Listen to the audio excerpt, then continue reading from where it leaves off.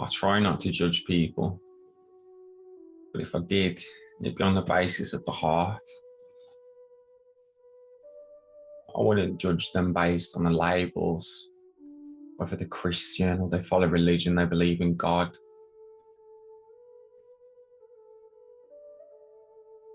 What they've succeeded and achieved in their lives, how far they've managed to rise up the ranks. Businessmen, prime ministers, priests, presidents. It doesn't matter to me. It doesn't matter what label and what you've managed to achieve in terms of that. If your moral compass isn't in the right place, it doesn't matter. You know, it's often in the hearts of common people where you find the most beautiful of souls.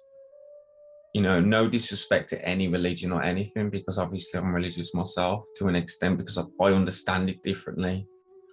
I see it as a universal love, whereas Christians are arguing Muslims over the name of a God, fighting over differences instead of the similarities. And if they did look at the similarities, they would see essentially they're arguing and fighting over the same damn thing. You know, if only we could see the similarities amongst each other, then maybe we could grow as a humanity, as a species, instead of seeing the differences and what divides us, instead of what brings us together and gives us union. I believe every person in this world is special, regardless of, as I've said, your job, what you've managed to achieve, this, that. If you're religious of some sort, everyone's beautiful. And if you meet a true religious person, in the sense for me, they will treat every person with that type of respect. And across the board of religion, you know, I see everybody essentially seeing and grasping the same thing, taking pieces of the same puzzle, but looking at it from different perspectives and angles. If only they could rise above it objectively, they would see they're all talking about the same thing.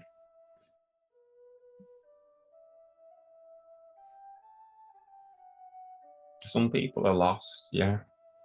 We call it evils, this, that. Some people are lost more than others, down the deep rabbit hole. But it doesn't mean they're forever lost. And it doesn't mean that turn our backs on them. You know, some of the people with the worst behaviors in some senses are the people with the biggest traumas. And, you know, if you could peel back the layers of the anger and the hate that them showing in the behavior, you would find a trauma of some sort that just needed healing or understanding. And I believe we can understand every person. Obviously, the deep peoples in the world, you know, it's a little bit deeper than that, but still. We're fighting a battle of light and dark, of course, but, you know, even in the darkest places, I can see a glimpse of light, or the potential for light to be there. So to me, words often separate us. You know, I've done videos on words and how there's hidden meanings in words. Of course there is, but words ultimately separate us. You know, just somebody saying the word God, it means something completely different to every single person. It can separate you, divide you, bring you closer together. Every single word is either a bridge closer or a step away. You know, and this is where you get the sayings of silence is golden, or Robert Adams' book of Silence of the Heart, because ultimately in silence, there's just pure beauty, and that is the truth. You know, often with words, we often just confuse ourselves. If we sat with someone in complete silence, we'd probably feel a lot more. So words and labels, you know, can be misleading.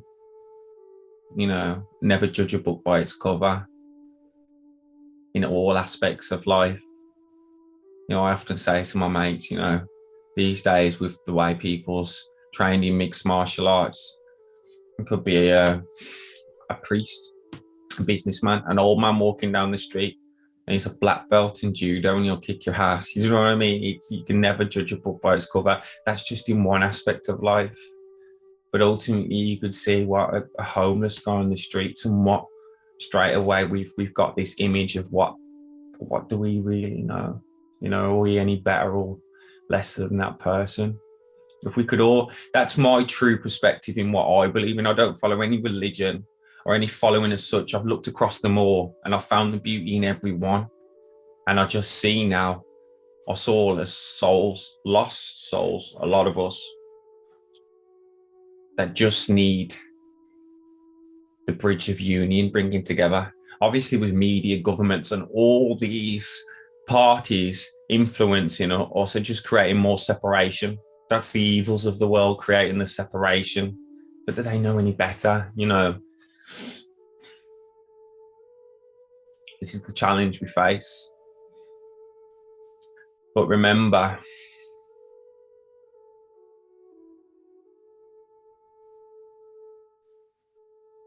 it's often in the common man that you find the most beauty. You know, if the world was really right, you would have the most beautiful souls at the top leading the world. Instead, these politicians and presidents are some of the most corrupted souls, the most lost souls, the most egotistical. And because of that, obviously, they're leading the world in that direction through all types of avenues, whether that be education, you know. So we all know that the true light workers aren't at the top. And we know these celebrities and all these people that you see on TV aren't leading people in the right direction at all. They're just leading them down the egotistical route of materialism. Money matters, fame matters, cars matter, jewels matter. And none of that matters at all. But a lot of us are seeing past that now and waking up. But we shouldn't force that on anyone. You know, and just because people we say they're asleep, so why hate or judge somebody if they're asleep, they're unaware of it? It's almost like a child being unaware of something. It's not necessarily their fault. You know, we've all got different understandings of things, but it's just not their time. You know, we've all had different timings in our awakenings. We wasn't always had this outlook and see life the way we do. It's the same for other people. It's just a matter of time.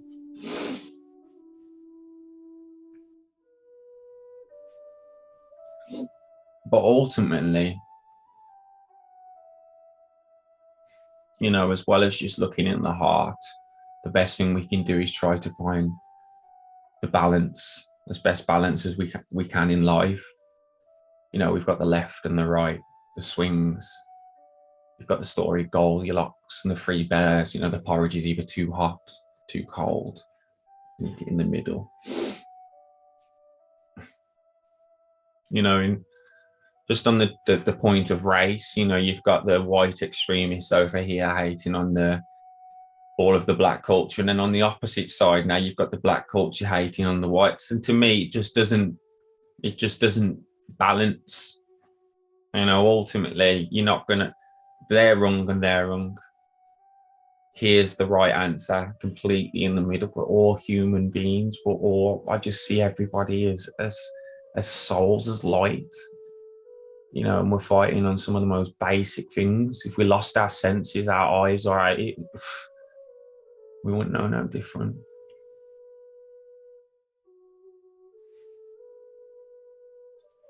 And you know, who even made the concept of the average man? People's out there. I use the phrases skinny people, fat people, small people, tall people, black people, white people. You know, what type of weight you're meant to be or what height you're meant to be, and all these people having all operations to either lose weight, put on weight, get higher, get smaller, you know, all because of society and structures in place telling us what we should be. You know, I see the diversity in life as one of the most beautiful things there is. The fact that there's small people, large people, black people, white people, all types of people. that's the most beautiful thing, yet it's the thing that seems to cause the most conflict. To me, there is no average, there is no should be. Everything is as it is. You big people are beautiful, absolutely beautiful. Who's anyone to say you should lose anyway? Black people are beautiful. Who are they? Who's anyone to say they should be white? And white people are beautiful. Who are that? Anyone to say they should be black? In every opposite aspect of duality is the same principle for me. Men and women are equal. But for how long have men disappreciated women, put them down? Finally there's a balance, if not going up a little bit, and within each person, the balance of that masculine and feminine qualities. How many boys are told not to cry, which is ridiculous, and it suppresses, and this is why you've got mental health and suicide of young adult males at the highest, because of that suppression of emotions and different things, because of what they should and shouldn't be. Again, if the balance was there, and which a lot of people are finding, we shouldn't be anything. What you are is perfect, and remember that.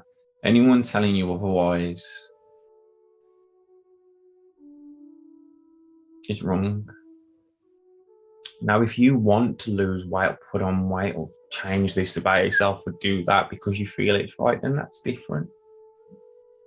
But let me tell you now, you're perfect as you are in any aspect. And everything is as it should be. Although it doesn't seem that way, and life can seem down at times and the world seem depressing with all this happening, etc. Who are we to know that there isn't a greater plan? How many billion people there are in this world with all the different perspectives. But as an objective, if we would just look at us as if we were characters within a book, would we know the end outcome? Would we know where the atrocities and all the happenings in the world are actually leading us?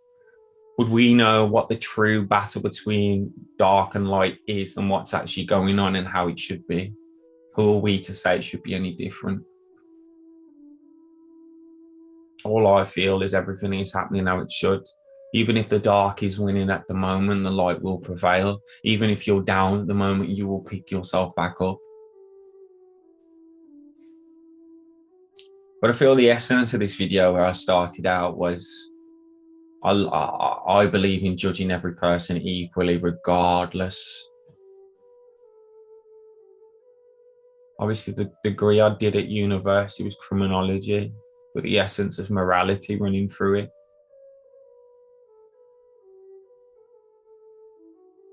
And if we just look at our moral compass, we will see, no matter what appearance, a beggar, a king,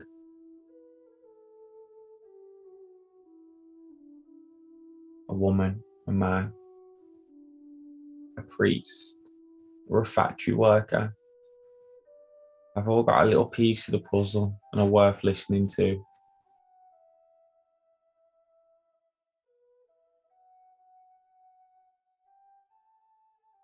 And no one is better than anyone.